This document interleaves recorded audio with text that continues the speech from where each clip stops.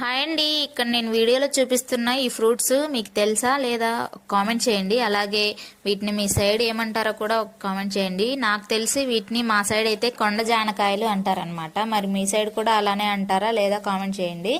మేము ఈరోజు ఉదయాన్నే బయట అలా కూర్చొని ఉంటే ఇక్కడ అమ్మడానికైతే వచ్చారు. ఎంత అని అడిగితే అక్కడ చూపిస్తున్నారు కదా ఒక కప్పు లాగా, అదైతే 10 రూపీస్ అంట. వాళ్ళు ఎక్కడి నుంచో వేరే ఊరి నుంచి నడుచుకుంటూ అమ్ముకోవడానికి వచ్చారనమాట. ఇంతకుముందు మా చిన్నప్పుడు డబ్బులకు కాకుండా బియ్యంతో కొలిచి ఇచ్చేవారనమాట. ఒక అద్ద బియ్యం ఇస్తే ఒక కప్పు ఈ కొండ జానకాయలు అయితే ఇచ్చేవారనమాట. వీటితో పాటు నెమ్మికాయలు అని కూడా వచ్చేవి, గ్రీన్ కలర్వి చిన్న చిన్నగా ఉంటాయి. అవి కూడా టేస్ట్ కూడా చాలా బాగుంటాయి.